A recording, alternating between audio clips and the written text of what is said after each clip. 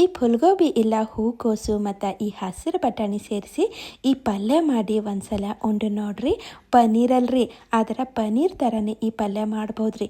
ನಡೀರಿ ಮತ್ತು ಹೆಂಗೆ ಮಾಡೀನಂತ ತೋರಿಸ್ತೀನಂತ್ರಿ. ಈಗ ಇಲ್ಲೇನು ಮಾಡೀನಿ, ಒಂದಿಟ್ಟು ಫುಲ್ಗೋಬಿ ತೊಗೊಂಡೇನ್ರಿ. ಎಲ್ಲ ಹಿಂಗೆ ಬಿಡಿಸಿ ಬಿಸಿನೀರಾಗ ಹಾಕಿ ಏನು ಮಾಡೀನಿ, ಸ್ವಚ್ಛ ತೊಳೆದು ತಂದು ಒಂದು ಮಿಕ್ಸಿ ಜಾರ್ನಾಗ ಹಾಕಿಬಿಟ್ಟಿನ್ರಿ.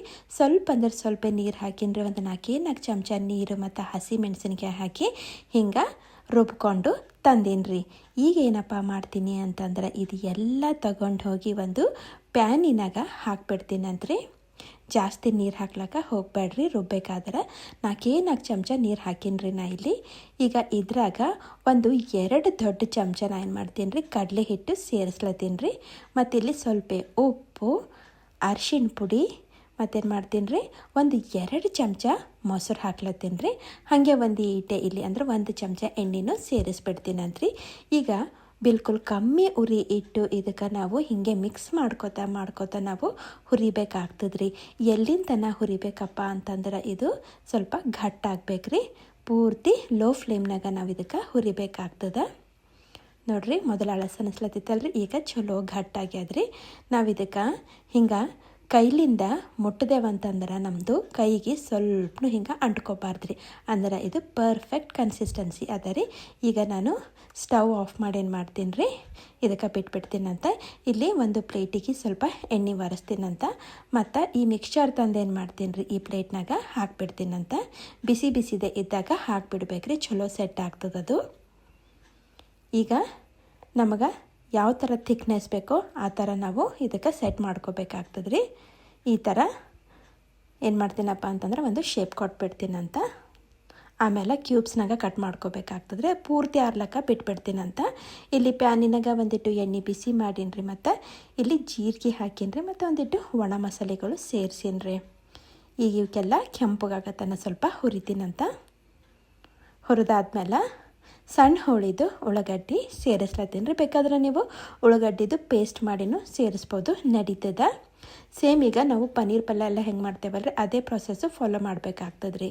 ಮತ್ತಿಲ್ಲಿ ಹಸಿರು ಬಟಾಣಿ ಸೇರಿಸ್ಲತ್ತೀನಿ ರೀ ನಾನು ಇವಕ್ಕೇನು ಕುದಿಸಿಲ್ಲ, ಹಾಗೆ ಫ್ರೆಶ್ ಹಸಿರು ಬಟಾಣಿ ತಂದು ಹಾಕ್ಬಿಟ್ಟಿನಿ ರೀ. ಸ್ವಲ್ಪ ಅಂದ್ರೆ ಸ್ವಲ್ಪ ಇವಕ್ಕೆ ಫ್ರೈ ಮಾಡ್ಕೋತೀನಿ ರೀ. ಮತ್ತಿಲ್ಲಿ ಒಂದು 4 ಟೊಮೆಟೊದು ಪ್ಯೂರಿ ತಂದು ಸೇರಿಸ್ಲತ್ತೀನಿ ರೀ. ಹಾಗೆ ಸ್ವಲ್ಪ ನೀರನ್ನು ಹಾಕ್ಬಿಡ್ತೀನಂತ. ಶುಂಠಿ ಬೆಳ್ಳುಳ್ಳಿ ಪೇಸ್ಟ್ನು ಸೇರಿಸ್ಬಿಡ್ತೀನಂತ. ಬೇಕಾದ್ರೆ ನೀವು ಉಳ್ಳಾಗಡ್ಡಿ ಹಾಕಿದಾಗೆ ಶುಂಠಿ ಬೆಳ್ಳುಳ್ಳಿ ಪೇಸ್ಟ್ನು ಹಾಕೋಬೋದ್ರಿ. ನನಗೆ ಹಾಕ್ಲಕ್ಕ ನೆನಪು ಹೋಗಿದ್ರಿ, ಅದಕ್ಕೆ ಈಗ ಹಾಕೀನಿ.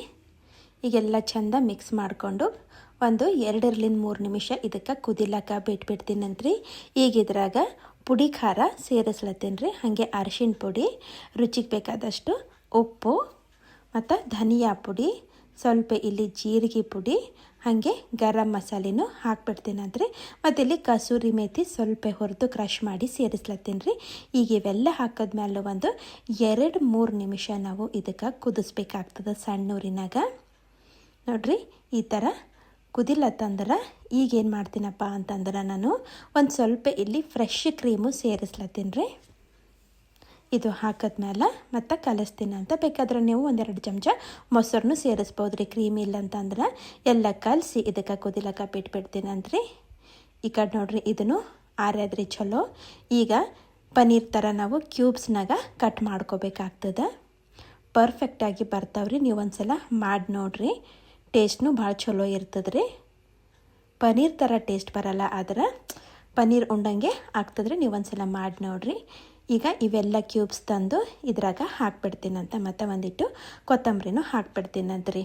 ಆಯ್ತು ರೀ, ಎಲ್ಲ ಚೆಂದ ನಾನು ಮಿಕ್ಸ್ ಮಾಡಿ ಏನು ಮಾಡ್ತೀನಪ್ಪ ಅಂತಂದ್ರೆ, ಸಣ್ಣ ಊರಿನಾಗ ಒಂದು 2-3 ನಿಮಿಷ ಇದಕ್ಕೆ ಕುದಿಲಕ್ಕ ಬಿಟ್ಬಿಡ್ತೀನಂತ್ರಿ. ಆಯ್ತು ರೀ, ನಮ್ಮದು ಟೇಸ್ಟಿ ಗೋಬಿ ಸ್ಪೆಷಲ್ ಪಲ್ಯ ಇಲ್ಲಿ ರೆಡಿ ಆಗಿಬಿಡ್ತದ್ರಿ.